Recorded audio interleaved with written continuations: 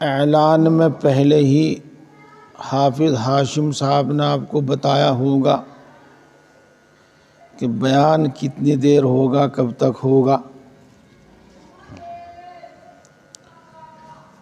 1 گھنٹہ تو ہوگا۔ اذان 7:30 بجے ہے، ہاں، اور 1 گھنٹے سے پہلے بات بھی پوری نہیں ہوتی، اور ادھوری بات سے فائدہ بھی ادھورا ہی ہوتا ہے۔ روٹی راٹی کھا کے آئے ہوں گے آپ، اور نہیں تو جا کے کھا لیو، اور اطمینان سے بیٹھ کے انشاءاللہ ہمیں بات سننی ہے۔ بات تو کوئی نئی نہیں ہے،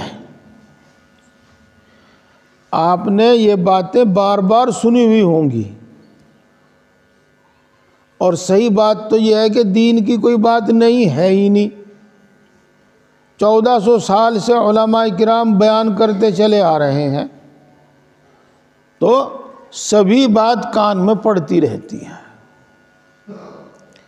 لیکن کبھی بیان کرنے والے کا فرق، کبھی اپنی سمجھ کا، سننے والوں کی اپنی سمجھ کا فرق، کبھی عمر کا فرق، ان باتوں سے، ان اعتبار سے کبھی کبھی بات کا بڑا فائدہ ہوتا ہے، بہت فائدہ ہوتا ہے۔ اور صحیح بات تو یہ ہے کہ سنی سنائی بات کا فائدہ زیادہ ہوتا ہے، اس واسطے کہ سننے والے کو یقین ہوتا ہے کہ یہ صحیح کہہ رہا ہے، ہم نے یہ بات پہلے بھی سن رکھی۔ تو میرے بزرگوں اور دوستوں، پہلے تو میں آپ کو مبارکباد دوں کہ ماشاءاللہ آپ کی مسجد دیکھ کے بڑا جی خوش ہوا۔ آپ نے بڑا اچھا پیسہ خرچ کر کے اور بڑے سلیقے سے بڑی بڑھیا مسجد بنا رکھی ہے ماشاءاللہ۔ ہاں، اللہ تعالیٰ اس مسجد کو بھی آباد رکھے، اور اس کو آباد رکھنے والوں کو بھی آباد رکھے۔ ہاں، اور ماشاءاللہ آپ کے امام صاحب حافظ ہاشم صاحب اور ہمارے مولانا مفتی احباب صاحب، ان کی قرات سن کر ایسا معلوم ہوتا ہے جیسے ہم کسی دارالعلوم میں، کسی بڑے مدرسے میں نماز پڑھ رہے ہوں، کہ ماشاءاللہ ایسا ہی قرآن پاک پڑھتے ہیں جہاں، جیسے کہ وہاں کے امام پڑھتے ہیں، وہاں نماز پڑھانے والے پڑھتے ہیں۔ یہ سب ماشاءاللہ آپ حضرات کی دینداری اور دین کے اندر دلچسپی کی علامت ہے۔ اللہ تعالیٰ اس دینداری کو روز روز بڑھاوے، دن دونی رات چوگنی ترقی عطا فرمائے۔ اور میرے بھائیوں اور میرے بزرگوں، اپنی یہ قیمتی دولت اور اپنا یہ قیمتی سرمایہ اپنی نسلوں میں بھی منتقل کر کے جانا ہے، اور انشاءاللہ ان کو بھی پکا سچا مومن مسلمان بنا کر جانا ہے، اور انشاءاللہ ان کے اندر بھی دین کا ایسا ہی جذبہ اور دین کی ایسی محبت اور دین کی ایسی لگن پیدا کر کے جانا ہے۔ اور جب ہم خود دین پر عمل کرتے رہیں گے اور دین کی بات سنتے رہیں گے، اپنے بچوں کو بھی سناتے رہیں گے، سنواتے رہیں گے، تو انشاءاللہ یہ دولت ہماری آنے والی نسلوں میں بھی منتقل ہوگی۔ اور انشاءاللہ ہم جب ان کو پڑھاتے رہیں گے تو یہ بھی ایسے ہی حافظ، یہ بھی ایسے ہی قاری، یہ بھی ایسے ہی عالم، اور ان کے اندر بھی دین سے لگاؤ پیدا ہوگا۔ اس واسطے ان کی بھی فکر ہمیں رکھنی ہے، اور اس طرح کے نظام پروگرام بار بار ہمیں کرنے ہیں، کرانے ہیں، اور ان بچوں کو مدرسے میں، مسجد میں، مکتب میں ضرور پڑھانا ہے، ضرور پڑھانا ہے۔ اور ان کے واسطے دعا بھی کرنی ہے۔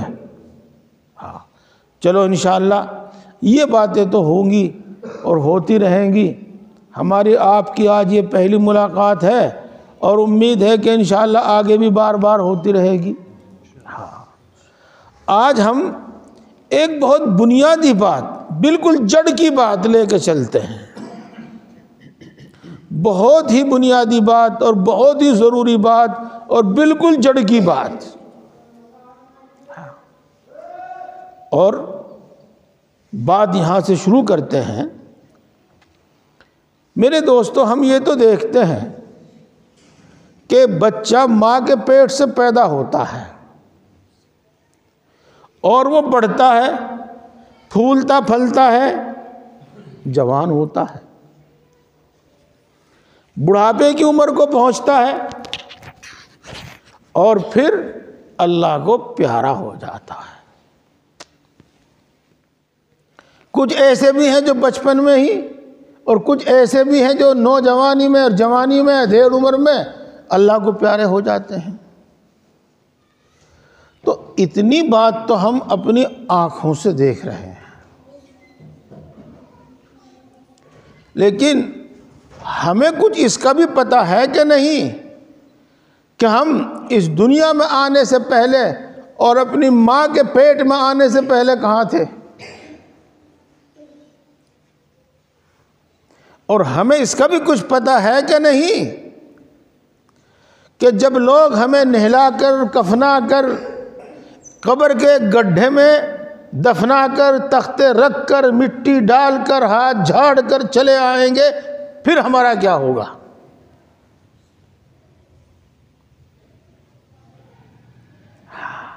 اس کا بھی کچھ پتہ ہے کہ نہیں؟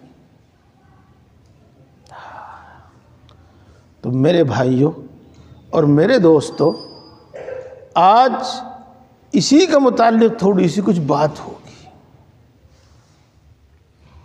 اور بڑے دھیان سے، جیسے آپ نے سننا شروع کیا ہے، آخر تک اسی دھیان سے سنیو اور اسی توجہ سے سنیو۔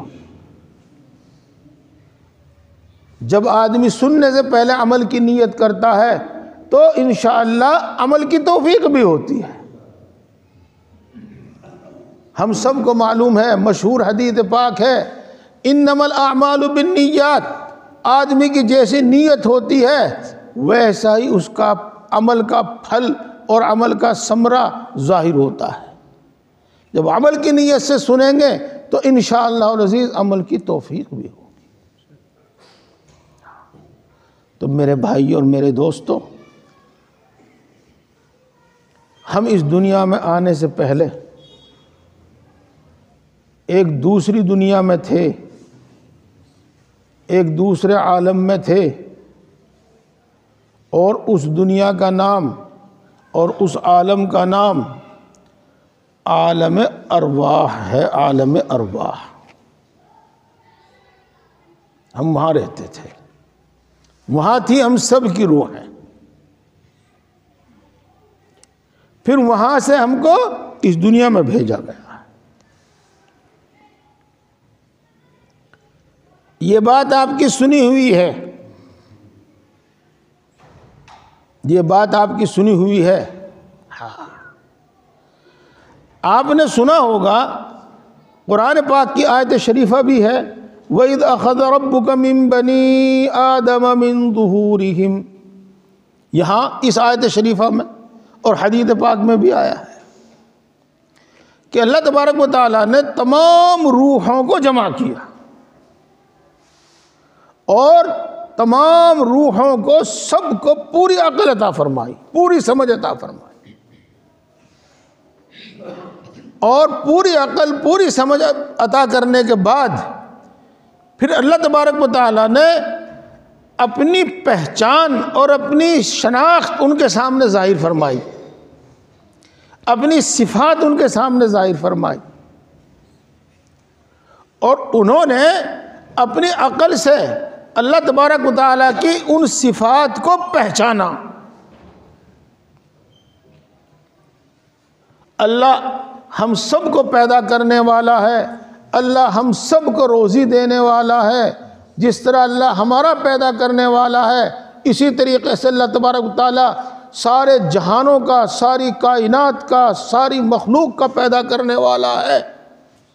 موت اسی کے قبضے میں ہے، زندگی اسی کے قبضے میں ہے، آسمانوں میں، زمینوں میں، ہر جگہ اسی کی حکومت ہے۔ اللہ تبارک و تعالیٰ نے یہ صفات اپنی ہمارے سامنے ظاہر فرمائی، اور چونکہ اللہ نے عقل عطا فرمائی تھی اور پوری عقل عطا فرمائی تھی، اور وہاں پر نہ شیطان تھا نہ خواہشات نفسانیہ تھی، تو ان روحوں نے اللہ کو پہچانا۔ سنو، ان ارواح نے، روحوں نے اللہ کو پہچانا، اللہ کی صفات سے اللہ کو پہچانا،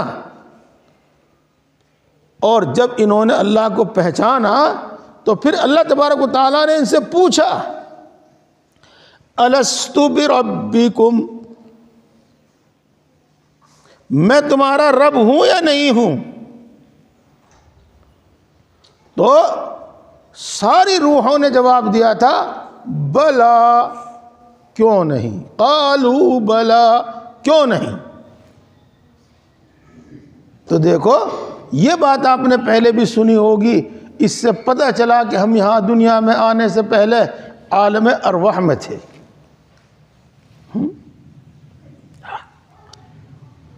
یہ بات تو ہو گئی، سمجھ میں بھی آ گئی۔ ایک بات اور سنیے اس کے ساتھ، واعظ تقریر تو خیر جیسا کچھ ہوتا ہے، میں بھی گاؤں کا رہنے والا ہوں، تو گاؤں کی بولی میں اور گاؤں کے لہجے میں آپ سے بات کرتا رہتا ہوں تاکہ بات خوب سمجھ میں آ جاوے بھائی۔ حدیث پاک میں آیا ہے کہ جب اللہ تبارک و تعالیٰ نے یوں فرمایا الست بربکم، تو تمام روحوں نے حضور اکرم صلی اللہ علیہ وسلم کی جو روح تھی، روح مبارک تھی، اس کی طرف دیکھا، اور سب سے پہلے ہمارے نبی، آخری نبی، لاڈلے نبی حضرت محمد مصطفیٰ صلی اللہ علیہ وسلم نے فرمایا بلا، کیوں نہیں۔ اور جب ہمارے نبی نے کہا تو پھر ساری روحوں نے کہا بلا، کیوں نہیں، آپ ہمارے رب ہیں۔ چونکہ بات ایسی آئی تھی جس سے ہم اپنے نبی کا مرتبہ بھی سمجھ سکتے تھے، اس واسطے میں نے درمیان میں یہ حدیث پاک آپ کو سنا دی۔ ہمارے نبی بھی ایسی شان کے نبی ہیں۔ تو میرے دوستو، ہم عالم ارواح میں سے یہاں آئے، اور یہاں سے کہاں جائیں گے؟ تو پہلے تو ایک بات سن لو اور خوب اچھی طرح سن لو، یہ انسان جب پیدا ہو گیا ہے، اللہ نے اس کو بنا دیا ہے، اب یہ کبھی ختم نہیں ہونے کا، اب یہ انسان کبھی ختم نہیں ہونے کا۔ یہ عالم ارواح سے اس دنیا میں آیا، عالم دنیا میں آیا، اور اس عالم دنیا سے عالم برزخ میں چلا جاوے گا، اور عالم برزخ سے عالم آخرت میں چلا جاوے گا، اور عالم آخرت میں ہمیشہ ہمیش رہے گا، ہمیشہ ہمیش رہے گا، اب یہ کبھی ختم نہیں ہونے کا۔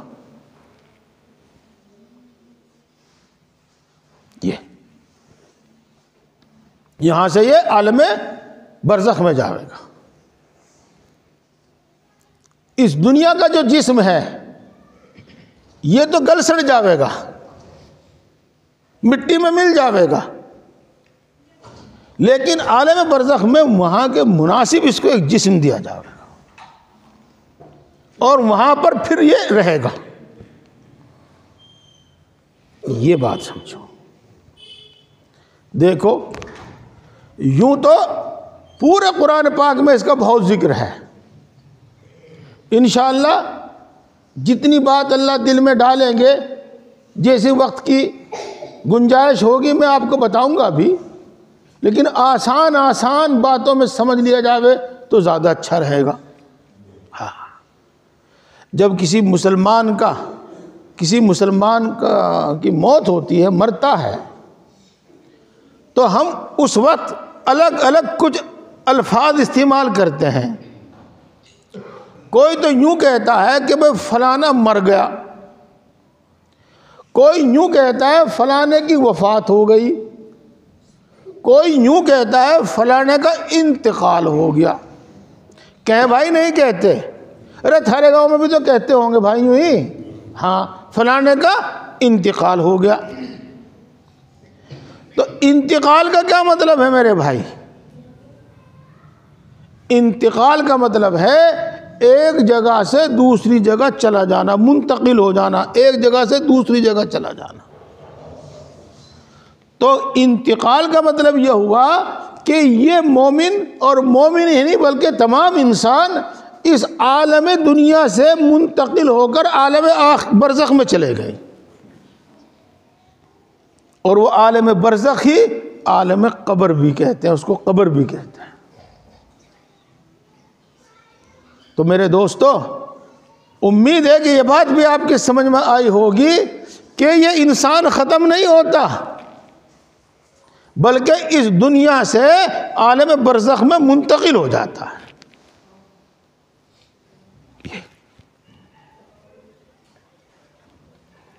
دیکھو، جب ہم مردے کو دفنا دیتے ہیں، دفنانے کے بعد مٹی وٹی ڈال کے ہم وہاں کھڑے رہتے ہیں، اور کچھ دیر کچھ پڑھ کر پھر ثواب پہنچا کر جب چلتے ہیں، یوں ہی ہے نا بھائی؟ ہاں، ایسا کیوں کرتے ہیں؟ ایسا اس لیے کرتے ہیں کہ حدیث پاک میں آتا ہے کہ دفن کرنے والے دفن کر کے وہاں سے ابھی چلتے بھی نہیں ہیں کہ اس کی روح سے سوال جواب شروع ہو جاتا ہے۔ جس کو ہم دفنا کے آئے ہیں اور ابھی وہیں ہیں، ابھی وہاں سے ہٹے بھی نہیں ہیں، اس سے سوال جواب شروع ہو جاتا ہے۔ پہلا سوال ہوتا ہے من ربک، تیرا رب کون ہے؟ رب کا لفظ ہم بہت بولتے ہیں، بہت سنتے ہیں، ہاں، تجھے پیدا کس نے کیا؟ تجھے پالا کس نے؟ تجھے روزی کس نے دی؟ رب کا مطلب تجھے پیدا کرنے والا اور تیرا پالنے والا کون؟ تو اس وقت اگر وہ شخص مسلمان ہوتا ہے اور اللہ کا فرما بردار بندہ ہوتا ہے، تو دنیا میں اس نے کبھی عربی بولی ہو یا نہ بولی ہو، کبھی عربی اس نے سنی ہو یا نہ سنی ہو، وہاں جا کر اس کی زبان عربی ہو جاوے گی خود بخود، اور وہ من ربک کا مطلب سمجھے گا، اور پھر عربی میں جواب دے گا کہ ربی اللہ، میرا رب اللہ ہے، وہ یہ جواب دے گا۔ پھر اس سے دوسرا سوال ہوگا ما دینک، عربی میں سوال ہوگا، وہاں کی زبان عربی ہے،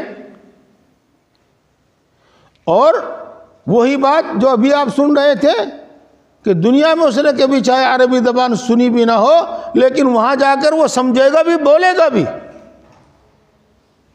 اور مسلمان، مومن اور اللہ کا فرما بردار بندہ اس سوال کا جواب سن کر کہے گا دین الاسلام، میرا دین اسلام ہے۔ اور تیسرا سوال ہوگا اس سے من ھذا الرجل،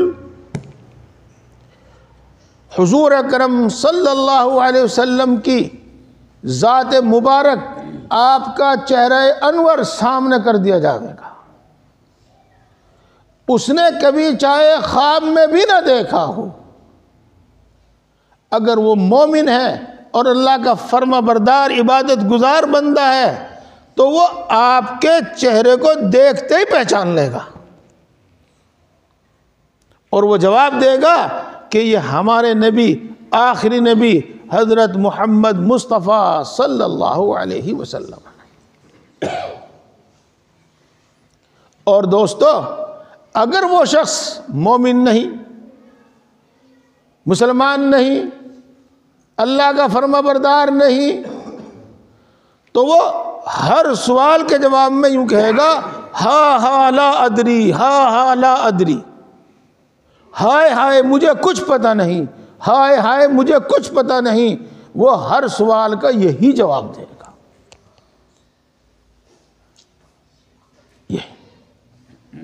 اور آپ جانتے ہیں امتحان میں پاس آنے والے کو انعام دیا جاتا ہے اور فیل ہونے والے کو سزا ملتی ہے۔ اب اللہ تبارک و تعالیٰ یوں فرمائیں گے کہ میرے بندے نے سچ فرمایا، سچ بتایا، اور تم اس کا نام اعمال علیین میں رکھ دو اور اس کے واسطے جنت کی کھڑکی کھول دو، اور اس کے واسطے وہاں ہر طرح کی راحت اور آرام کا انتظام ہوگا۔ اور وہ چھوٹی سی قبر جسے ہم ناپ ناپ کے کھودتے ہیں، نہ زیادہ چوڑی ہو جاوے نہ زیادہ لمبی ہو جاوے، وہ اتنی لمبی ہو جاوے گی کہ جہاں تک اس کی نگاہ جاوے گی وہاں تک اس کی قبر چوڑی ہوگی۔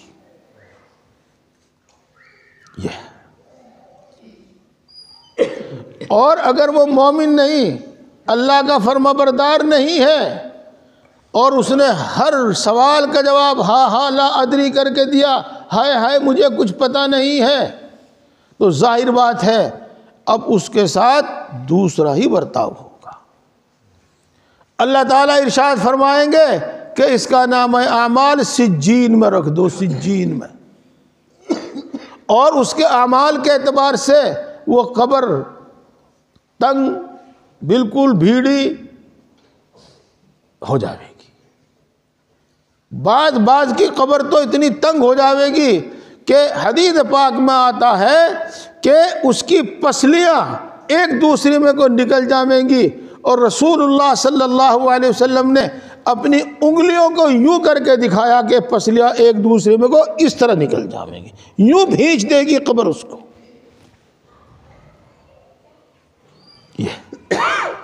پھر اور دوسرے جیسے اس کے اعمال ہوں گے، سانپ مسلط کر دیے جاویں گے، بچھو مسلط کر دیے جاویں گے، قبر میں آگ بھر دی جاوے گی، اور جیسا جیسا کچھ ہوگا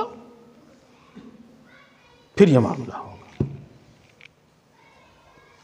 دیکھو دوستو، یہ بات آپ نے سنی اور بالکل آسان ہے، سمجھ میں آئی، اور آپ ماشاءاللہ میں پہلے کہہ چکا ہوں کہ باتیں سنے ہوئے ہیں، لیکن پھر کہہ دوں اماں کا پارا تو آپ کے یاد ہوگا، تیسرا پارا تو وہ تو سنو ہی جاویں، ناظریں تو پڑھی رکھا ہوگا آپ نے۔ ہاں، وما ادراک ما علیین ہے کوئی سی صورت میں؟ ویل للمطففین میں ہے۔ وما ادراک ما سجین ہے کوئی سی صورت میں؟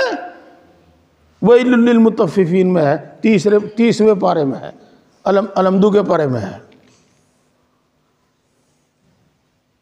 یہ ہے وہ چیز جو میں آپ کو ابھی سمجھا رہا تھا، میں آپ کو بتا رہا تھا۔ تو یہ انسان مرا تو ختم نہیں ہوا بھائی، ختم نہیں ہوا،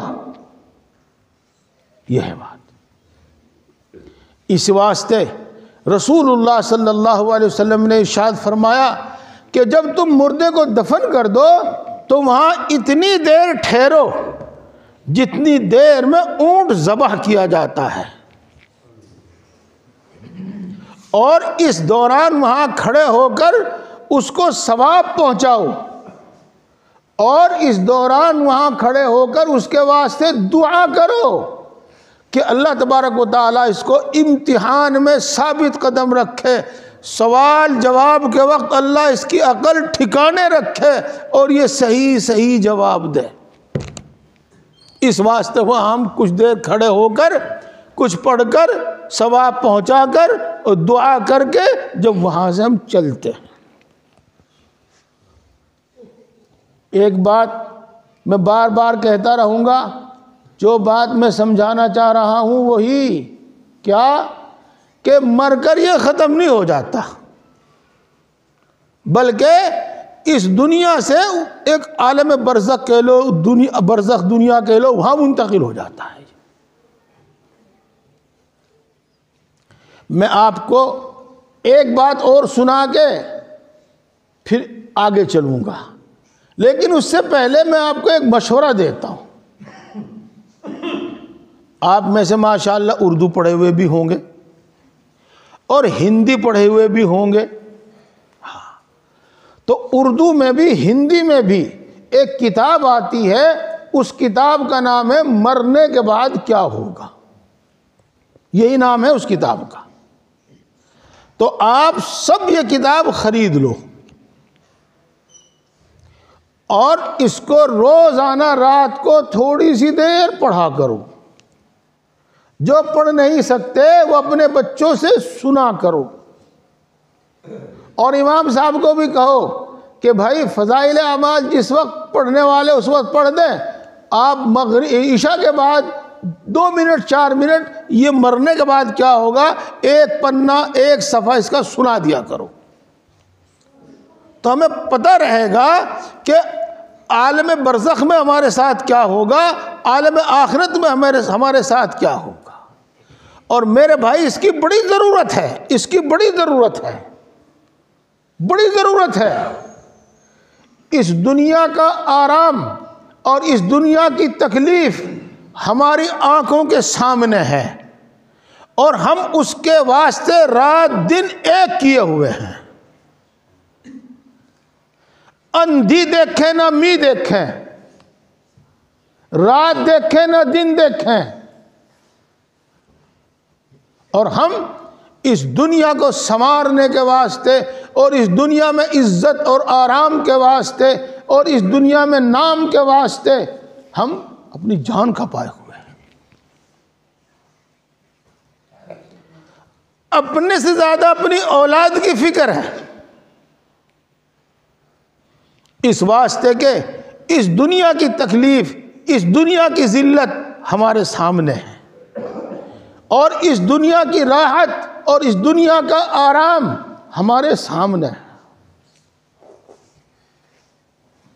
تو میرے دوستو، جب ہم عالم برزخ سے واقف ہوں گے، جب ہم عالم آخرت سے واقف ہوں گے، اور وہاں کی تکلیف اور وہاں کا عذاب، وہاں کی ذلت ہمارے علم میں ہوگی، اور وہاں کا آرام اور وہاں کی عزت اور وہاں کی نعمتیں ہمارے سامنے ہوں گی، تو ہم وہاں کے واسطے بھی کچھ کرنے کو تیار ہوں گے۔ ہمارے دل کے اندر وہاں اس کے واسطے بھی کچھ کرنے کا جذبہ پیدا ہوگا جی۔ اور اگر ہم نے اس کو بالکل بھلا دیا، جیسا کہ زیادہ تر لوگوں کا حال ہے، تو وہاں کا پتہ ہی نہیں ہمارے ساتھ کیا ہوگا۔ بس دنیا ہی ہمارے سامنے ہے، موت تک کی ہمارے سامنے زندگی ہے، تو پھر ہم اسی کو بنانے اور سنوارنے میں سب کچھ کرتے رہیں گے اور اسی میں لگے رہیں گے، اور سمجھانے کے باوجود سمجھ میں نہیں آئے گا ہمارے کہ بھائی ہمیں کچھ مرنے کے بعد کے واسطے بھی کر لینا چاہیے۔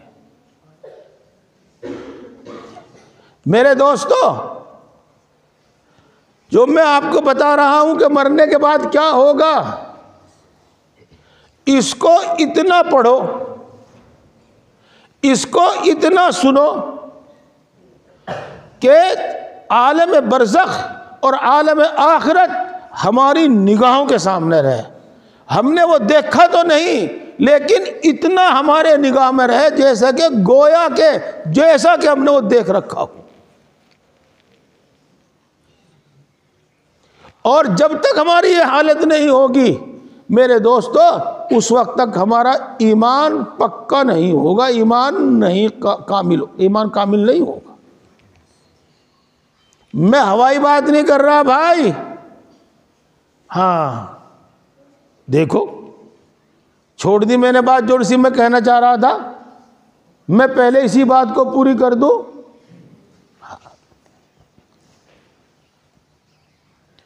قریب قریب جتنے بھی یہاں بزرگ بیٹھے ہوئے ہیں، جتنے بھی یہاں بچے نوجوان بیٹھے ہوئے ہیں، سبھی نے مکتب میں تو کچھ نہ کچھ ٹائم لگایا ہی ہوگا۔ وہاں آپ نے پہلا، دوسرا، تیسرا، چوتھا، پانچواں، چھٹا کلمہ یاد کیا ہوگا، اور ان 6 کلموں کے ساتھ 2 کلمے اور یاد کرے ہوں گے آپ نے۔ ایک کو کہتے ہیں ایمان مجمل اور ایک کو کہتے ہیں ایمان مفصل۔ ہے کوئی سے کے یاد؟ ہاں بہتوں کے یاد ہوگا، بہتوں کے یاد ہوگا۔ بیٹا کھڑا ہو کے سنا شاباش۔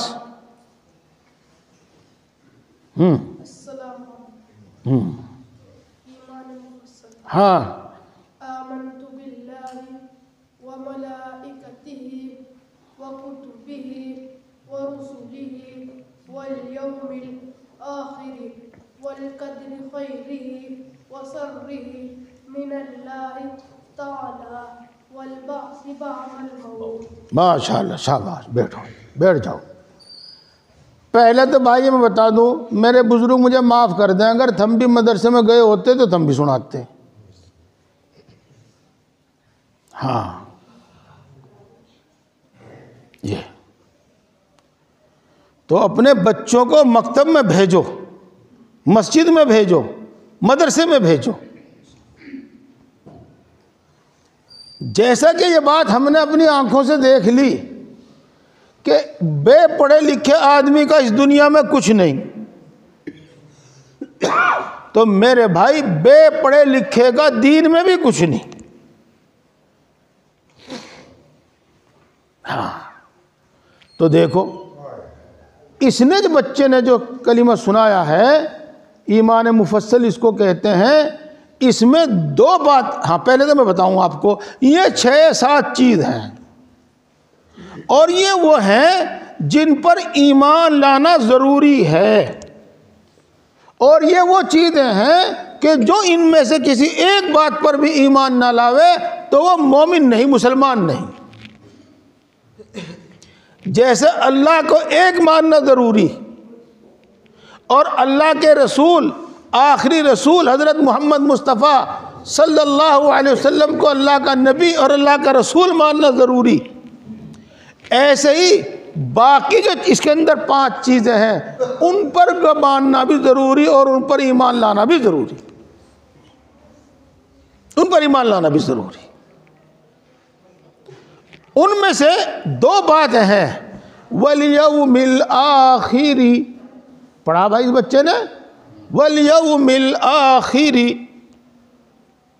اس کا مطلب یہ ہے کہ میں یقین کرتا ہوں، میں مانتا ہوں آخری دن کو، یعنی آخرت کو۔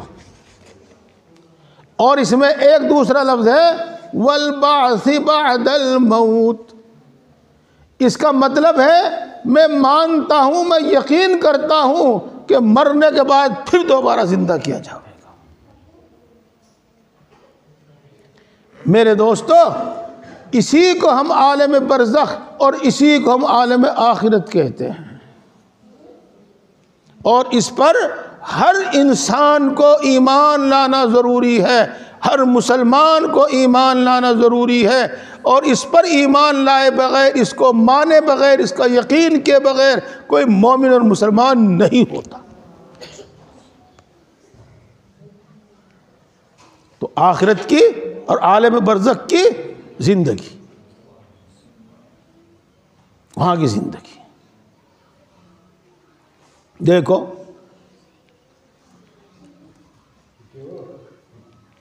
حدیث پاک میں آتا ہے کہ جب کسی بندے کا انتقال ہوتا ہے اور وہ عالم برزخ میں پہنچتا ہے اور وہ مومن بندہ اللہ کا فرما بردار بندہ ہوتا ہے تو دنیا میں اس کے جاننے پہچاننے والے، اس کے یار پیارے، اس کے رشتہ دار اس سے ملنے آتے ہیں اور اس سے ملتے ہیں اور اپنے گھر کی خیر خیریت پوچھتے ہیں، بھئی فلانے کا کیا حال ہے، فلانا کیسا ہے، فلانی کیسی ہے، اپنی ماں کا، باپ کا، بہن کا، بھائی کا، اڑوسی کا، پڑوسی کا، اپنے یار دوستوں کا وہ حال پوچھتا ہے۔ اور وہ یہاں سے جانے والا وہ ان کو اس کا حال بتاتا ہے، حال بتاتا ہے۔ اسی دوران کوئی کسی کے بارے میں پوچھتا ہے تو وہ یوں کہتا ہے کہ وہ تو میرے سے بھی پہلا عالیہ تھا، تو وہ یوں کہتے ہیں کہ یہاں تو آیا نہیں، تو پھر آپس میں کہتے ہیں کہ وہ کہیں دوسری جگہ چلا گیا، وہ یعنی سجین میں چلا گیا۔ بھائی وہ ایک دنیا ہے اور وہاں ہمیں قیامت قائم ہونے تک رہنا ہے، قیامت قائم ہونے تک ہمیں وہاں رہنا ہے۔ بات تو بہت کچھ سمجھ میں آ گئی، ایک بات دل میں آ گئی، میں وہ بھی کہتا چلوں۔ ہاں، جب قبرستان میں جائیں تو وہاں قبرستان میں قدم رکھتے ہی کیا کہنا چاہیے؟ ہیں بھائی، قبرستان میں جب ہم جائیں تو قبرستان میں قدم رکھتے ہی کیا کہنا چاہیے؟ السلام علیکم یا اہل القبور، یغفر اللہ لنا ولکم، انتم سلفنا ونحن بالعصر۔ اے قبرستان کے رہنے والوں، السلام علیکم۔ اور وہ سب اس کو سن کر جواب دیتے ہیں۔ اور جب آپ اپنے ماں باپ کی یا اور اپنے یار پیارے کی قبر پہ جا کے سلام کرتے ہیں، کچھ ثواب پہنچاتے ہیں، وہ آپ کو دیکھتا ہے اور خوش ہوتا ہے۔ اسی واسطے مستحب ہے کہ کبھی کبھی قبرستان میں اور اپنے ماں باپ کی قبر پر جانا چاہیے۔ تو دیکھو، اس سے بھی آپ کو معلوم ہوا کہ ہم ان کو سلام اسی لیے کر رہے ہیں کہ وہ وہاں پر زندہ ہیں، ہم ان کو سلام اسی لیے کر رہے ہیں کہ وہ ہماری بات سن رہے ہیں،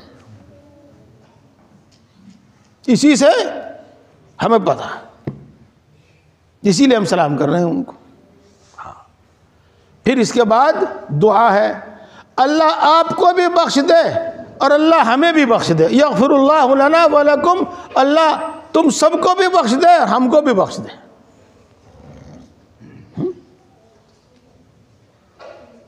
اور دیکھو دوستو، ایک جملہ اور ہے آگے، انتم سلفنا ونحن بالعصر۔ دیکھو علماء تشریف فرما ہے، یہ تو سب جانتے ہیں ان کا ترجمہ، اور میں بھی کر دوں وہ ترجمہ، لیکن یوں پتہ نہیں وہ ترجمہ آپ کی سمجھ میں آوے گا یا نہیں آوے گا۔ ایسا ترجمہ کر دوں جو سب کی سمجھ میں آ جاوے۔ ہاں، تم آگے آگے ہم تارے پیچھے، ہم بھی آن لگ رہے تارے پاس۔ انتم سلفنا ونحن، ہم بھی آن لگ رہے تارے پیچھے پیچھے۔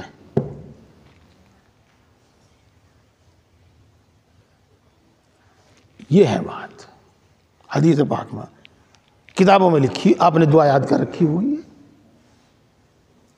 خوب سمجھ لو میرے بھائی، وہاں پر ہم زندہ ہیں۔ اور جس طرح سے اس دنیا میں آرام بھی ہے، راحت بھی ہے اور تکلیف بھی ہے، وہاں بھی اسی طریقے سے آرام بھی ہے، راحت بھی ہے، تکلیف بھی ہے۔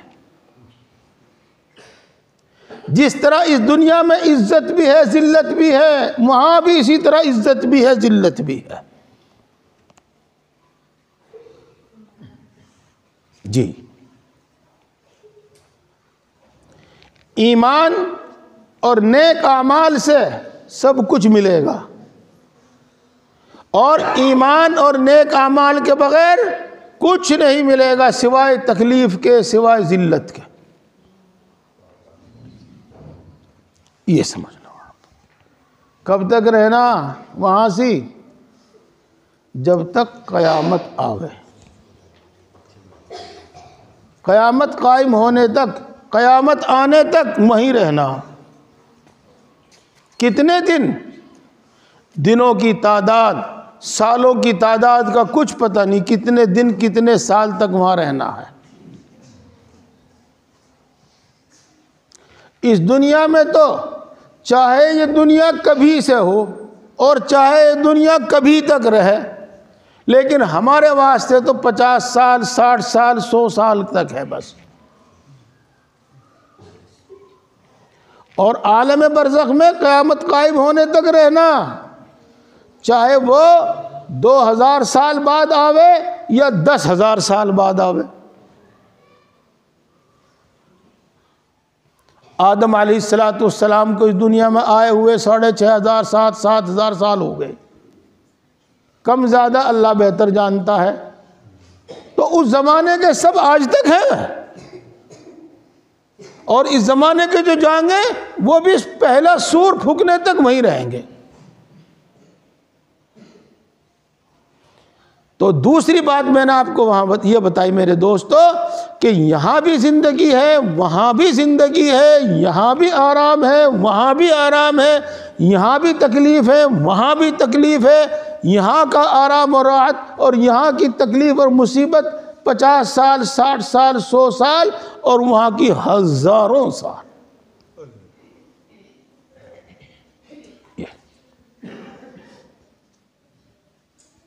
خوب سمجھو اس بات کو۔ صرف مرنے تک کی فکر نہ کرو، آگے تک کی فکر کرو۔ صرف مرنے تک آرام راحت کا سامان نہ کرو، آگے تک کا کرو۔ یہ ہے میرے بھائی۔ ایک بات اور آئی، وہ بھی آپ کی سنی ہوئی ہے، سنی ہوئی تو ساری ہیں آپ کی سنی ہوئی ہے ماشاءاللہ، چاروں طرف ماشاءاللہ علماء ہیں، مدرسے ہیں، بات آپ کو سننے میں آتی رہتی ہے۔ ابھی میں نے آپ کے سامنے کہا کہ عالم برزخ میں یہ معلوم نہیں کتنے دن رہنا، 2000 سال یا 10,000 سال، اللہ ہی جانتا ہے، اللہ کے علاوہ کوئی نہیں جانتا۔ پہلا سور پھونکنے تک وہیں رہنا۔ اب یہ سور کیا ہو گیا بھائی؟ اس کو بھی سمجھو، دیکھو بھائیو، اس کو بھی سمجھو، اور ان بچوں کو رہنے تو جو کر رہے، تم ان کی سنو ہی نہ، میری سنو، مجھے دیکھتے رہو تم۔ ہاں دیکھو، اللہ تبارک و تعالیٰ کی ایک مخلوق ہے، اس کو کہا جاتا ہے فرشتہ۔ عربی میں اس کو کہتے ہیں ملک اور ملائکہ۔ آمنت باللہ، آگے کیا ہے بھائی؟ وملائکتہ، یہ فرشتے ہیں، فرشتے ہیں، اور بہت بڑی تعداد میں ہیں، بہت بڑی تعداد میں ہیں۔ اسے پھر بتاویں گے، ورنہ اپنی بات رہ جائے گی جو ان سے آج کرنی ہے۔ ان فرشتوں میں 4 فرشتے بڑے بڑے ہیں، 4 فرشتے بڑے بڑے ہیں۔ حضرت جبریل علیہ السلام، حضرت میکائیل علیہ السلام، حضرت عزرائیل علیہ السلام، حضرت اسرافیل علیہ السلام۔ یہ 4 فرشتے بڑے بڑے ہیں، اور اللہ نے ان سب کے کام متعین کر رکھے، ان کے کام سپرد کر رکھے، اپنا اپنا کام کرتے ہیں۔ ان میں سے جو حضرت اسرافیل علیہ السلام ہیں، جس دن سے اللہ تبارک و تعالیٰ نے ان کو پیدا کیا، اس دن سے ان کے ہاتھ میں ایک سور دے رکھا ہے، اور سور عربی میں کہتے ہیں سینگ کی شکل کی ایک چیز ہے، جو اپنے منہ کی طرف سے تو بالکل چھوٹا سا سوراخ ہے، اور پھر وہ آہستہ آہستہ بڑا ہوتا چلتا رہتا ہے، اور پھر اس میں بہت بھیانک آواز نکلتی ہے باہر سے۔ آپ نے دنگل پنگل دیکھا ہوگا، وہاں دیکھا ہوگا آپ نے یہ جی، تو وہ سور ہے۔ اور حضرت اسرافیل علیہ السلام جس دن سے پیدا ہوئے، جس دن سے اللہ تبارک و تعالیٰ نے ان کی ڈیوٹی لگائی، آج تک اس کو اپنے ہاتھ میں لیے اپنے منہ کے سامنے لگائے ہوئے کھڑے ہیں، اور اس انتظار میں کھڑے ہوئے ہیں کہ کب اللہ تبارک و تعالیٰ کی طرف سے حکم ہو اور کب میں اس میں پھونک مارنی شروع کروں۔ جب اللہ تبارک و تعالیٰ کا حکم ہوگا اور اسرافیل علیہ السلام اس میں پھونک ماریں گے، اور اسی کو کہتے ہیں سور پھونکنا۔ فَإِذَا نُفِخَ فِي الصُّورِ، قرآن پاک میں آیا، کئی جگہ ہے، بہت جگہ آیا۔ تو میرے دوستو، اس کی آواز آخر کار ایسی ہو جاوے گی، ایسی ہو جاوے گی کہ اس آواز کے صدمے سے اس روئے زمین پر بسنے والے تمام انسان، تمام جاندار مر جائیں گے،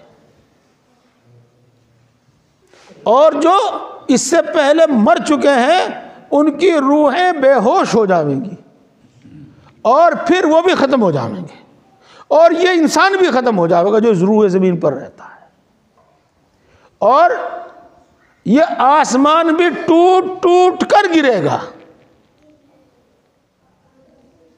یہ چاند اور ستارے بھی ٹوٹ ٹوٹ کر گر جاویں گے، اور یہ پہاڑ بھی روئی کی گالوں کی طرح اڑے پھریں گے۔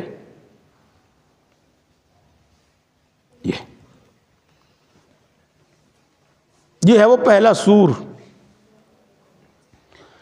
القارعۃ ما القارعۃ وما ادراک ما القارعۃ یوم یکون الناس کالفراش المبثوث وَتَكُونُ الْجِبَالُ كَالْعِهْنِ الْمَنْفُوشِ، اس میں یہی بات بیان کی گئی ہے، اس میں یہی بات بیان کی گئی ہے۔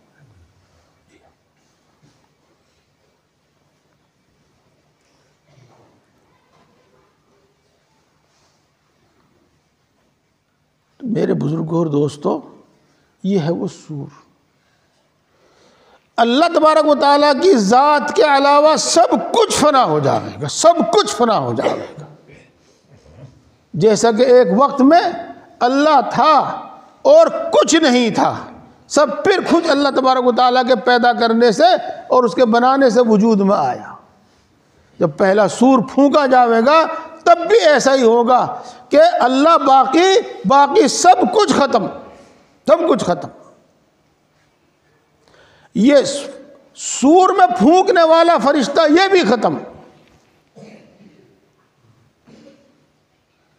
کچھ باقی نہیں رہے گا۔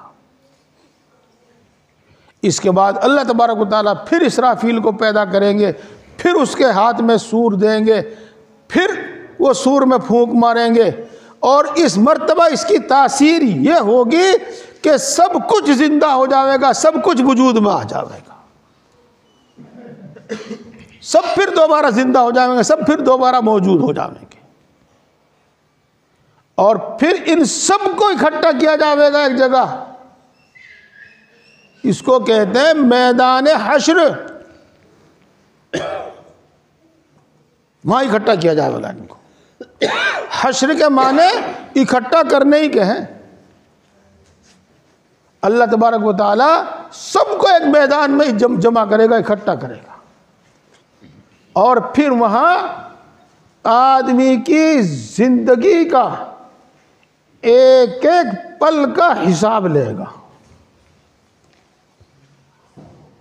ایک ایک پل کا حساب لے گا۔ اب سمجھو وہاں سے وہ عالم آخرت شروع ہو جائے گا۔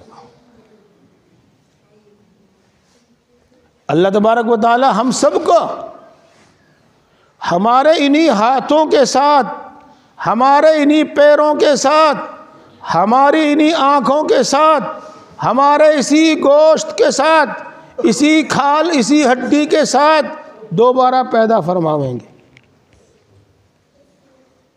اور ایک ایک چیز کا حساب لیں گے، ایک ایک چیز کا حساب لیں گے۔ بات میں لمبی نہیں کرتا، مختصر کرتا ہوں۔ جی دیکھو، سب سے پہلے ایک بات پہ آ جاؤ کہ اللہ تبارک و تعالیٰ نے ہمیں 5 انگلی اس ہاتھ میں دی اور 5 انگلی اس ہاتھ میں دی، اور ان 5 انگلیوں میں کچھ ریشے سے ہیں، کچھ لکیریں سی ہیں، اور 10 کی 10 انگلیوں کی یہ لکیریں الگ الگ ہیں، اور روئے زمین پر بسنے والے اربوں لوگوں کی سب کی انگلیوں کی لکیریں الگ الگ ہیں۔ بھائی سب کی انگلیوں کی لکیریں، انگوٹھوں کی لکیریں الگ الگ ہیں، اور ثبوت اس کا یہ ہے، پہلے تو اس کا سمجھنا سمجھانا مشکل تھا، لیکن اب سمجھنا سمجھانا اس کا آسان ہو گیا ہے۔ آدھار کارڈ جب بنے ہیں تو 10 انگلیوں کا نشان لیا جاتا ہے، جی آدھار کارڈ بن جاتا ہے۔ پھر ہم اپنا راشن لینے جاتے ہیں ڈیلر کے یہاں، اور انگوٹھا لگاویں وہاں، اور جب انگوٹھا لگاتے ہیں تو ہمارے ہی یونٹ اور ہمارے ہی نام نکل کے آوے وہاں سے۔ اگر میں نے انگوٹھا لگایا تو آپ کا نام نہیں آنے کا، میرا ہی نام آئے گا، اور آپ نے لگایا تو آپ کا ہی نام آئے گا، میرا نام نہیں آنے کا۔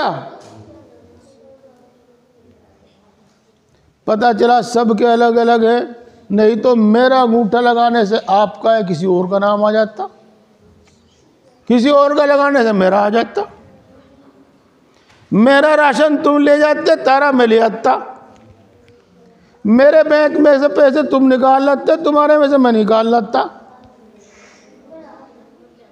لیکن ایسا نہیں ہوتا۔ معلوم یہ ہوا کہ سب کے یہ انگوٹھوں کے نشان، انگوٹھوں کی لکیریں، انگلیوں کی لکیریں الگ الگ ہیں،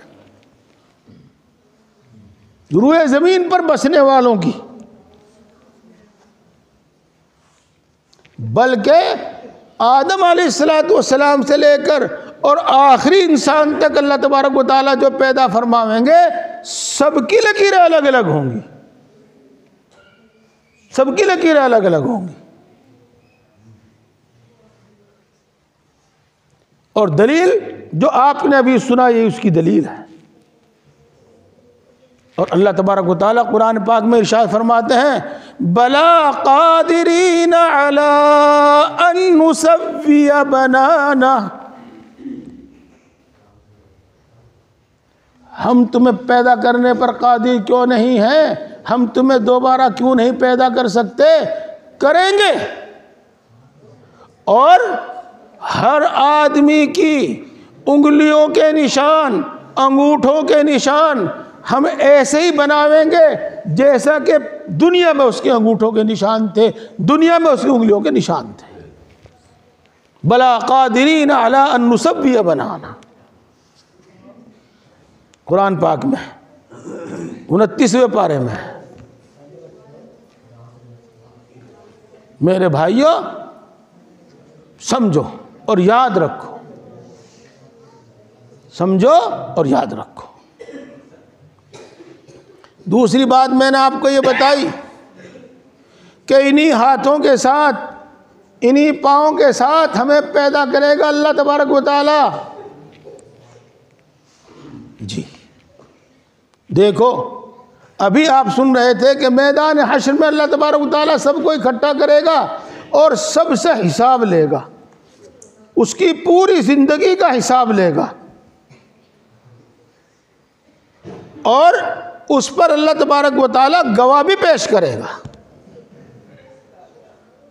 اور اس پر اللہ تبارک و تعالی دستاویز بھی پیش کرے گا۔ دستاویز، دستاویز تو سمجھتے ہیں آپ، گواہ فرشتے ہوں گے، گواہ وہ دھرتی اور وہ زمین ہوگی جس پر وہ عمل کیا ہوگا، وہ کام کیا ہوگا، گواہ وہ وقت ہوگا جس وقت میں وہ بھلا یا برا کام کیا ہوگا، اللہ یہ گواہ بھی پیش کرے گا۔ اور اس کے بعد اللہ تبارک و تعالی اس انسان کی بولتی بند کرنے کے لیے، اس کو لاجواب اور خاموش کرنے کے واسطے اس کے ہاتھوں کو حکم دے گا، اس کے پیروں کو حکم دے گا، اور یہ ہاتھ بول بول کر بتائیں گے کہ فلاں وقت اس نے میرے سے یہ برا کام کیا تھا، اور فلاں وقت اس نے یہ بھلا کام کیا تھا،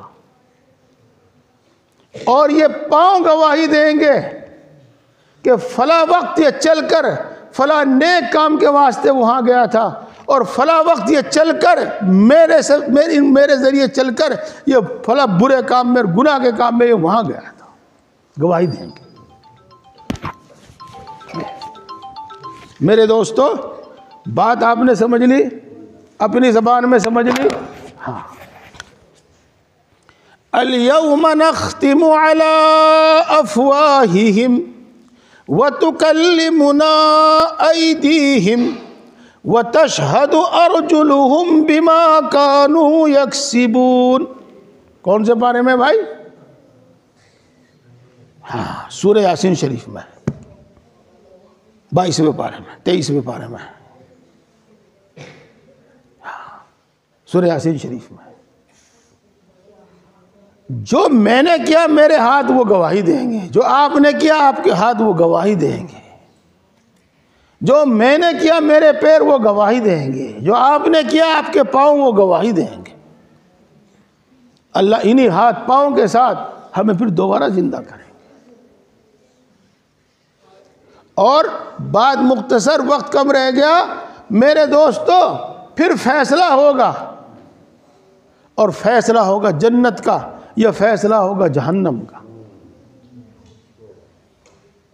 اور جنت میں نعمتوں کے ساتھ، آرام کے ساتھ، ہر آرام کے ساتھ، ہر نعمت کے ساتھ ہمیشہ ہمیشہ رہے گا، اور کافر جہنم میں ہمیشہ ہمیشہ رہے گا، پوری تکلیفوں کے ساتھ، پورے عذاب کے ساتھ، اور مومن اپنے گناہوں کی سزا بھگت کر پھر جنت میں آ جائے گا۔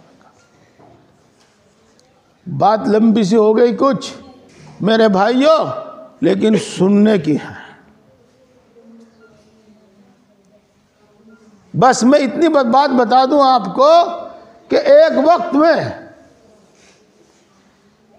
یہ موت جو ہے نا، موت یہ مینڈے کی شکل میں لائی جاوے گی، اور جنت اور جہنم کے بیچ میں اس کو بھی ذبح کر دیا جاوے گا، یعنی موت کو بھی ختم کر دیا جاوے گا، اور یہ اعلان کیا جاوے گا کہ موت کی بھی موت آ چکی ہے، اب کوئی مرے گا نہیں، ہمیشہ زندہ رہے گا۔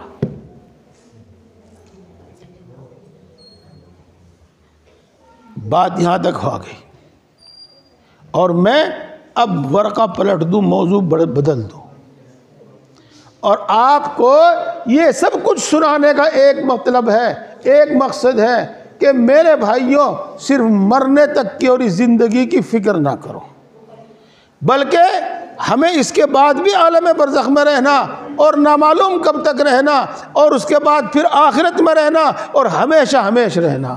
یہ انسان اب کبھی ختم نہیں ہوگا۔ اب ایک بات اور سن لو اور پھر میں بات ختم کر رہا ہوں۔ میرے دوستو، اللہ تبارک و تعالیٰ نے آدم علیہ السلام کو پیدا کر کے جنت میں رکھا تھا،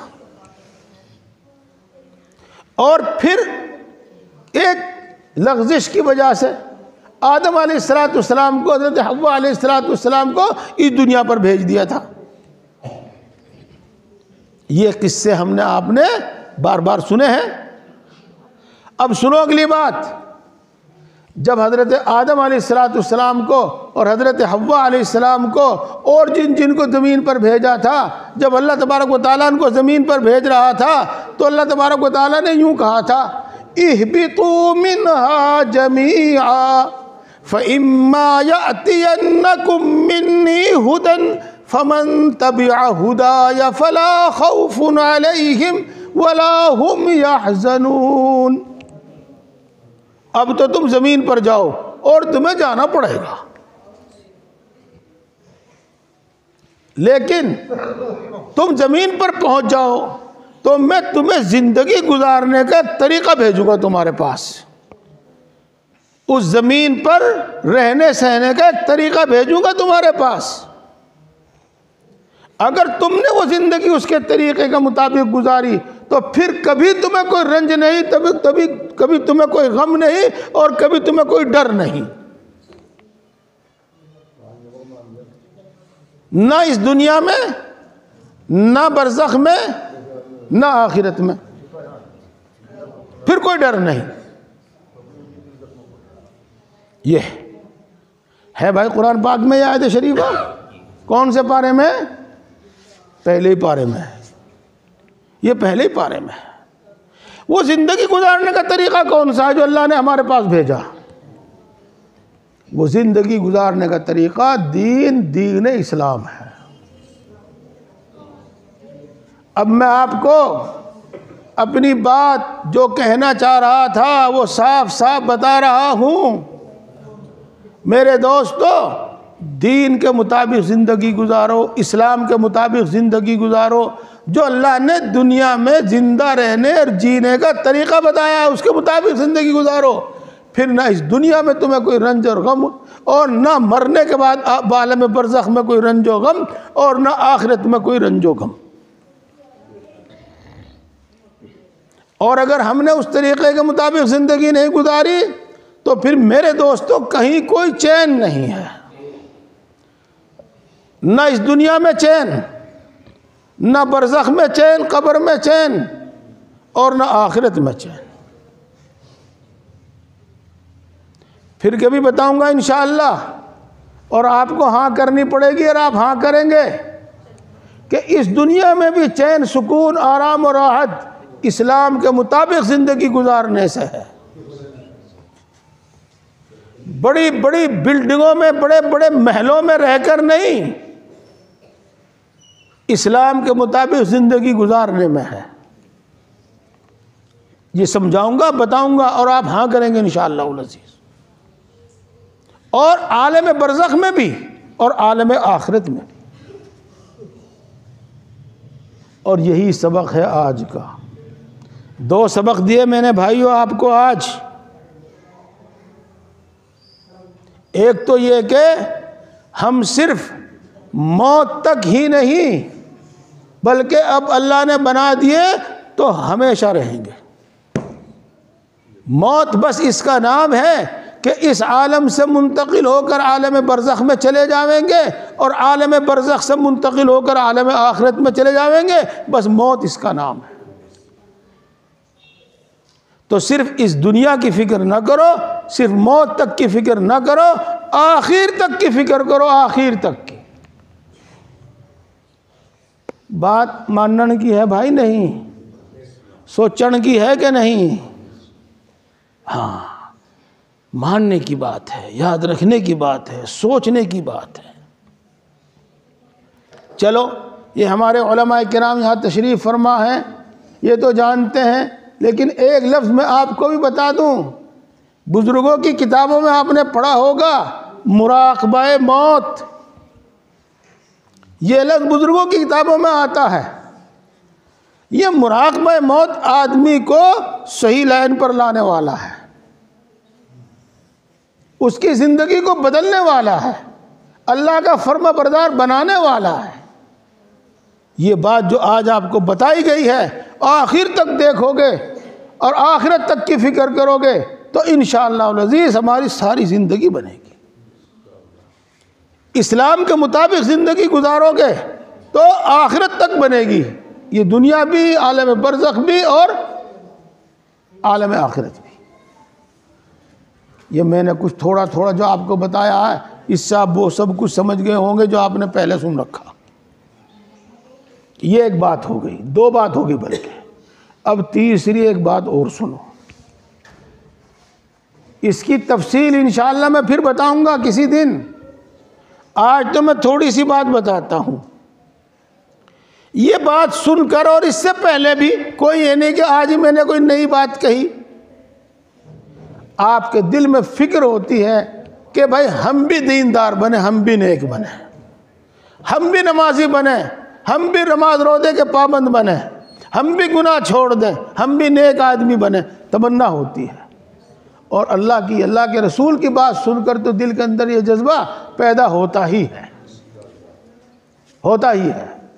لیکن بہت سے لوگ پھر اس پر اپنے ارادے پر قائم نہیں رہتے اور ان کے جذبات سرد پڑ جاتے ہیں، ان کے جذبات پھر ختم ہو جاتے ہیں۔ تو میں آج آپ کو رہنے دو تم ان کو رہنے دو، تم میری بات سنو جاؤ۔ ہاں اچھا بھائی دیکھو، دین ہمارے اندر آئے گا اور انشاءاللہ 100% آئے گا۔ 5 کام جو اپنی ذات میں بھی عبادت ہے اور بہت بڑی عبادت ہے، بہت بڑا ثواب ان سے ملتا ہے، اور وہ ہماری ساری زندگی کو سنوارنے والے اور ہمارے اندر پورا دین پیدا کرنے والے بھی ہیں۔ 5 کام۔ نمبر 1 علم، نمبر 2 ذکر، نمبر 3 مجاہدہ، اور نمبر 4 فکر آخرت کی فکر، اور نمبر 5 اللہ والوں کی صحبت، اللہ کے نیک بندوں کی صحبت۔ علم، ذکر، مجاہدہ، فکر آخرت، اہل اللہ کی صحبت۔ علم دین،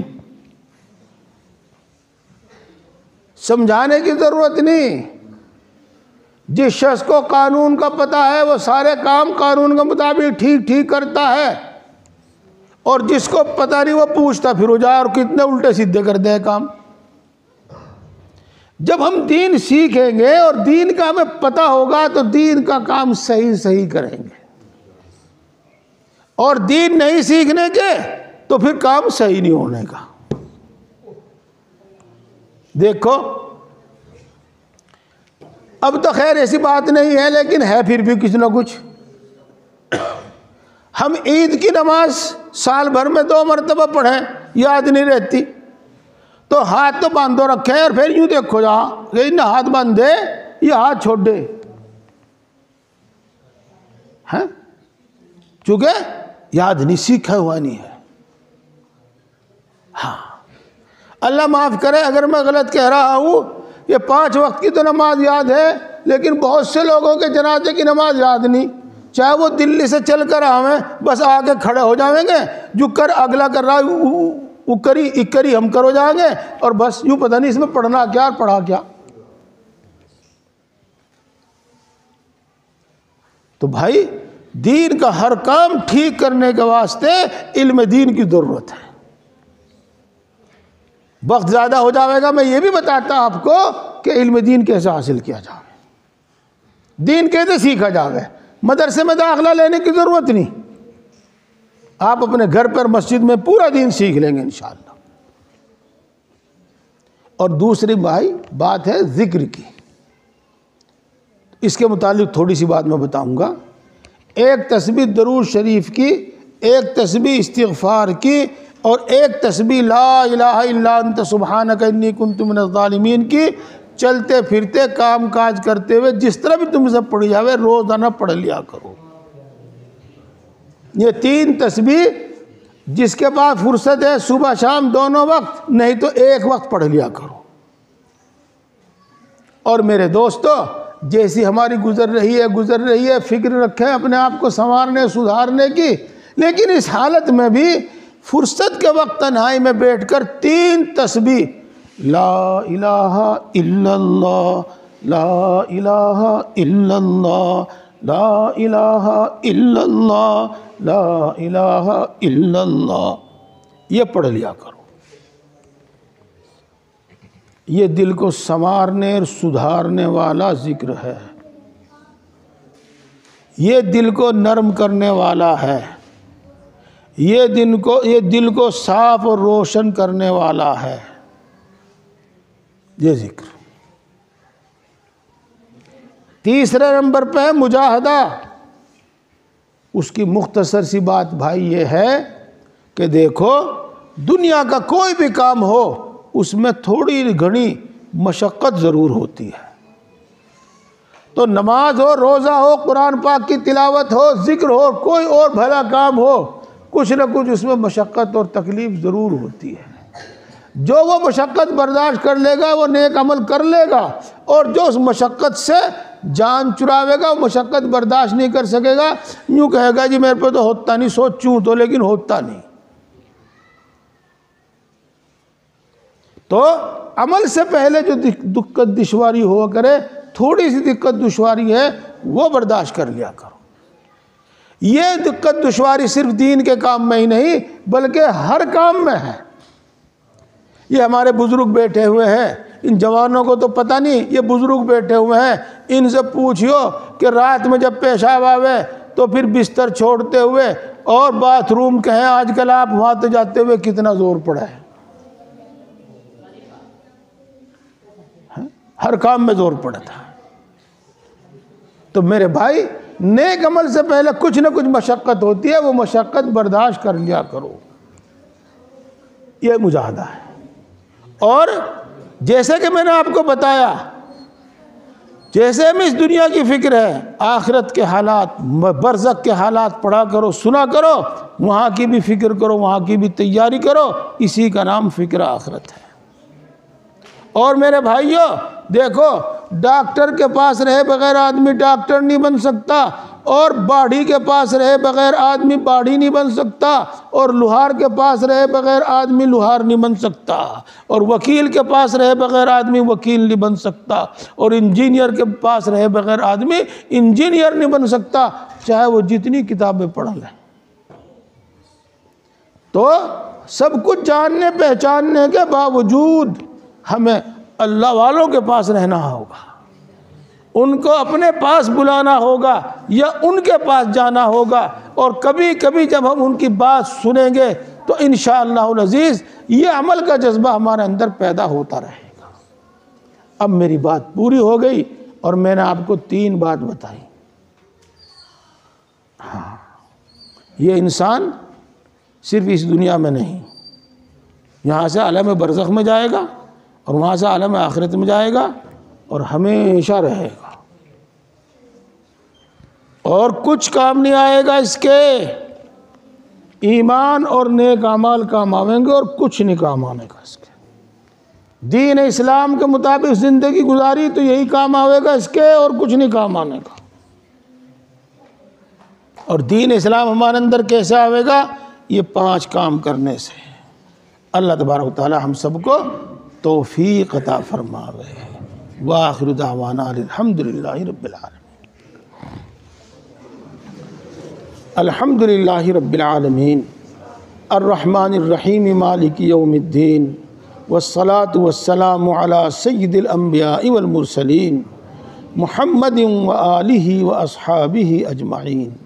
لا الہ الا انت سبحانک انی کنت من الظالمین. ربنا ظلمنا انفسنا وَإِن لَّمْ تَغْفِرْ لَنَا وَتَرْحَمْنَا لَنَكُونَنَّ مِنَ الْخَاسِرِينَ۔ اے اللہ تو سب سے بڑا ہے، ہر چیز پر قادر ہے، ہر چیز کا مالک ہے، ہر چیز کا پیدا کرنے والا ہے، ہر چیز کے خزانے تیرے قبضے میں ہیں، تیرے خزانے کبھی ختم یا کم ہونے والے نہیں ہیں۔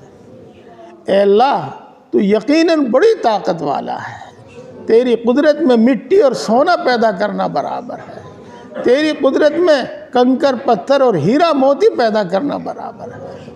اے اللہ تو بڑا مہربان ہے، سب پر مہربان ہے، بڑی بڑی نعمتوں سے نوازتا ہے، بلا مانگے عطا فرماتا ہے، مانگنے والوں کو کبھی محروم نہیں کرتا، بلا استحقاق عطا فرماتا ہے، بلا عوض عطا فرماتا ہے۔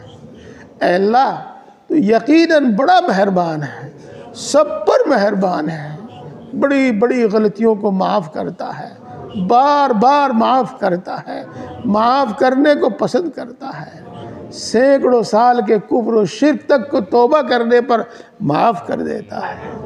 اے اللہ ہم تیری انہی اچھی صفات کے واسطے سے تجھ سے مانگتے ہیں، ہم سب کو ایمان کامل عطا فرما۔ اے اللہ ایمان کامل عطا فرما، ایمان کی لذت و حلاوت نصیب فرما، ایمانی تقاضوں پر عمل کرنے کی توفیق نصیب فرما۔ اے اللہ مومنوں والی صفات ہمارے اندر پیدا فرما۔ اے اللہ اپنے وعدوں کا یقین عطا فرما۔ اے اللہ اپنے وعدوں پر اور اپنے حکموں پر ہمارے دلوں کو مطمئن فرما۔ اے اللہ اپنی صفات کی پہچان عطا فرما۔ اے اللہ اپنی صفات کا یقین عطا فرما، اپنی محبت و معرفت عطا فرما، اپنا خوف عطا فرما۔ اے اللہ اتنا خوف عطا فرما جو تمام گناہوں سے روک دے۔ اے اللہ اتنا خوف عطا فرما جو تمام گناہوں سے روک دے۔ اے اللہ اپنے نبی کی محبت عطا فرما، نیک لوگوں کی محبت عطا فرما۔ اے اللہ ہم سب کو اور کل عالم کے انسانوں کو ہدایت عطا فرما۔ اے اللہ جو ہم نے سنا ہے اس پر عمل کرنے کی ہمیں توفیق نصیب فرما۔ اے اللہ دین کی صحیح سمجھ عطا فرما، ذکر کرنے والی زبان عطا فرما، شکر کرنے والا دل عطا فرما، اور طاعت و عبادت میں مشقت برداشت کرنے والا جسم عطا فرما۔ اے اللہ ہم سب کو اپنا فرما بردار بندہ بنا، ہم سب کو متقی اور پرہیزگار بندہ بنا۔ آج تک جتنے گناہ کیے ہیں تمام گناہوں کو معاف فرما، پکی سچی توبہ نصیب فرما، توبہ پر استقامت نصیب فرما۔ اے اللہ تمام گناہوں سے حفاظت فرما۔ اے اللہ تمام گناہوں سے نفرت پیدا فرما۔ اے اللہ نفس و شیطان کے شر سے ہماری حفاظت فرما، ایک لمحے کے لیے ہمیں نفس و شیطان کے حوالے نہ فرما۔ اے اللہ ہم تیری عبادت کرتے ہیں، جتنی بھی کرتے ہیں، جیسی بھی کرتے ہیں، اے اللہ اپنے فضل سے قبول فرما۔ اے کریم کھوٹی پونجی قبول کر لیتے ہیں، ہماری ناقص عبادتوں کو قبول فرما، ہماری ناقص عبادتوں کو قبول فرما۔ اے اللہ ہم کو زیادہ سے زیادہ عبادت کی توفیق نصیب فرما۔ اے اللہ اپنی عبادت اور طاعت کو ہمارے لیے آسان فرما۔ اے اللہ اپنی طاعت اور عبادت میں ہماری مدد فرما۔ اے اللہ ساری مخلوق تیری محتاج ہے، تو کسی کا محتاج نہیں ہے۔ ہم تیری ہی عبادت کرتے ہیں اور تجھ ہی سے مانگتے ہیں، اور تیرے سوا کسی سے کوئی امید نہیں رکھتے۔ اے اللہ اپنے فضل و کرم سے ہم سب کی تمام ضرورتیں پوری فرما، اور اپنے سوا کسی کا محتاج نہ بنا، اپنے سوا کسی کا محتاج نہ بنا۔ اے اللہ بڑھاپے میں اور بیماری میں جب ہمارے ہاتھ پاؤں بھی ہمارا ساتھ نہ دیں، اس وقت بھی کسی کا محتاج نہ بنا۔ اے اللہ اس وقت ہمیں روزی زیادہ عطا فرما، اس وقت ہمیں روزی زیادہ عطا فرما۔ اے اللہ ہم سب کو اور ہمارے گھر والوں کو، ہمارے بیوی بچوں کو، ماں باپ کو، سب متعلقین کو اے اللہ صحت و قوت عطا فرما، تمام بیماریوں سے شفا نصیب فرما، خصوصاً خطرناک قسم کی بیماریوں سے شفا نصیب فرما، خصوصاً خطرناک قسم کی بیماریوں سے حفاظت فرما۔ اے اللہ خوشحالی عطا فرما، تنگ دستی سے حفاظت فرما، اے اللہ خوشحالی عطا فرما، تنگ دستی سے حفاظت فرما، اے اللہ قرضوں سے سبکدوش فرما، اے اللہ تو جانتا ہے قرض نگاہیں جھکا دیتا ہے، قرض کمر توڑ دیتا ہے، اے اللہ غیب سے انتظام فرما اور قرضوں سے کی ادائیگی کی غیب سے صورتیں مہیا فرما۔ اے اللہ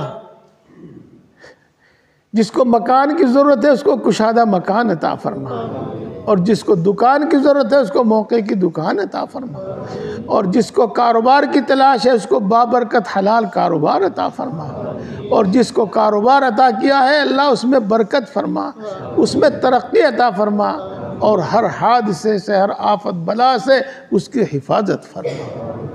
اے اللہ جن کو رشتوں کی تلاش ہے ان کو نیک اور نبھا والے رشتے عطا فرما، اور جن کے رشتوں میں کوئی بھی رکاوٹ ہے ہر رکاوٹ کو دور فرما اور غیب سے سامان مہیا فرما۔ اے اللہ جن کو اولاد کی تمنا ہے ان کو نیک اولاد عطا فرما، اے اللہ نیک اولاد عطا فرما۔ جن کو لڑکوں کی تمنا ہے لڑکے عطا فرما، جن کو لڑکیوں کی تمنا ہے لڑکیاں عطا فرما۔ اے اللہ جن کو اولاد عطا فرمائی ہے ان کی اولاد کو ان کی آنکھوں کی ٹھنڈک بنا، اے اللہ دل کی راحت بنا، اے اللہ ان کو بہترین صلاحیتیں عطا فرما، بہترین قابلیتیں عطا فرما، اے اللہ ان کو ملک و ملت کا خادم بنا، اے اللہ ان کو ملک و ملت کا خادم بنا۔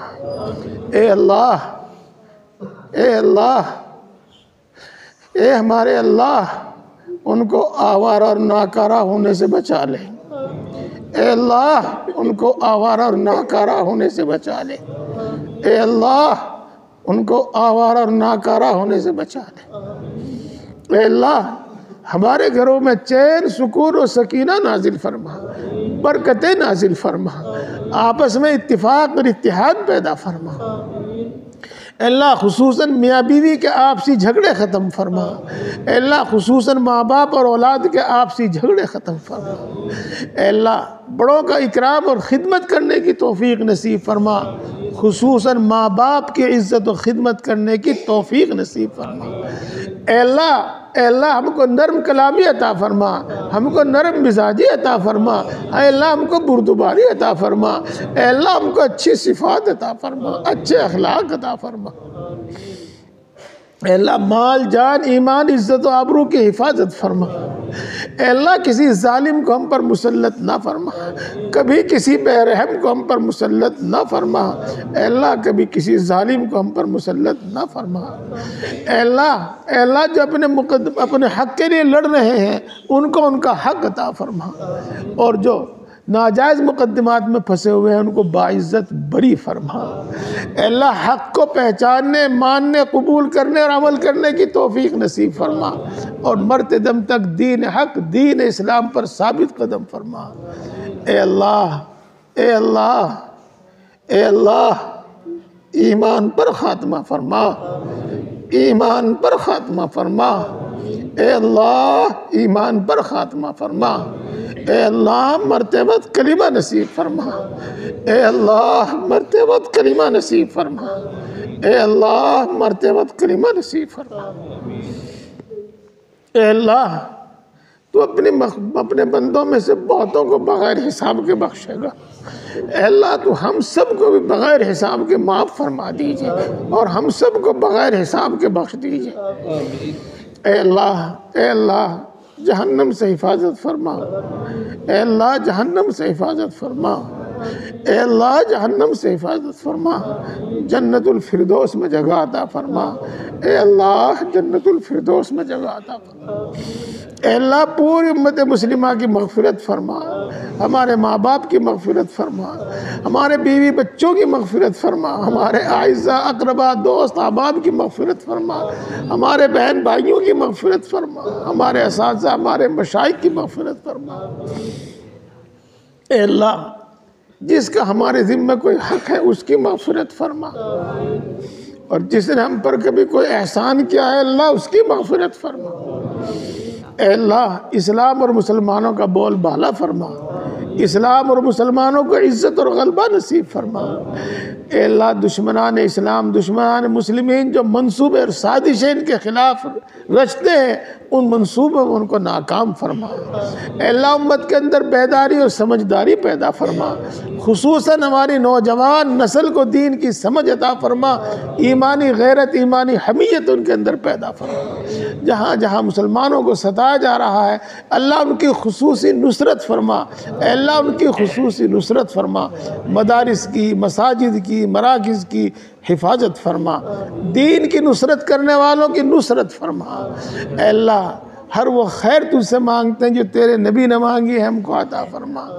ہر اس شر سے پناہ چاہتے ہیں جس سے تیرے نبی نے پناہ چاہی ہے، اے اللہ اس سے ہماری حفاظت فرما۔ اے اللہ جو مانگا ہے وہ بھی عطا فرما، اور جو مانگنے سے رہے گا وہ بھی عطا فرما۔ اے اللہ، اے اللہ، اے ہم سب کو پیدا کرنے والے، اے اللہ، اے ہم سب کو پالنے والے، اے اللہ، اے ماں سے زیادہ محبت کرنے والے، اے اللہ، اے باپ سے زیادہ مہربان، ہم اپنا دکھ تجھی کو سناتے ہیں، ہم تجھی سے فریاد کرتے ہیں، ہم اپنی ضرورتیں تیرے ہی سامنے پیش کرتے ہیں۔ اور سچ تو یہ ہے کہ کسی میں کوئی طاقت اور کسی میں کوئی مجال، تیرے سوا کسی میں کوئی طاقت اور تیرے سوا کسی میں کوئی مجال ہے بھی نہیں۔ اے اللہ اپنے فضل و کرم سے ان سب دعاؤں کو ہمارے حق میں بھی قبول فرما، اور جو دعا کے لیے کہتے ہیں ان کے حق میں بھی قبول فرما۔ اے اللہ تو دلوں کی بات کو خوب جانتا ہے، تجھ پر کچھ بھی چھپا ہوا نہیں ہے، اے اللہ تجھ پر کچھ بھی چھپا ہوا نہیں ہے۔ اے اللہ ہم سب کی اور خصوصاً حاضرین مجلس کی جائز مرادیں پوری فرما، جائز تمنائیں پوری فرما، جائز مقاصد میں کامیابی عطا فرما۔ اے اللہ ہر مشکل کو آسان فرما، ہر پریشانی کو دور فرما۔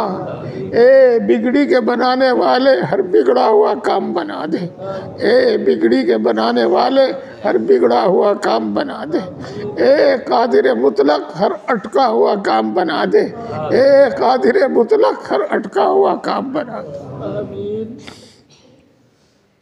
اے اللہ اپنے فضل و کرم سے اور اپنے نبی پاک حضرت محمد مصطفیٰ صلی اللہ علیہ وسلم کے صدقے اور طفیل سے ہماری ان تمام دعاؤں کو قبول فرما، ہمارے حق میں بھی قبول فرما، اور جو دعا کے لیے کہتے ہیں ان کے حق میں بھی قبول فرما۔ آمین آمین یا رب العالمین۔ ربنا تقبل منا انك انت السميع العليم وتب علينا انك انت التواب الرحيم۔ سبحان ربك رب العزة عما يصفون وسلام على المرسلين والحمد لله رب العالمين۔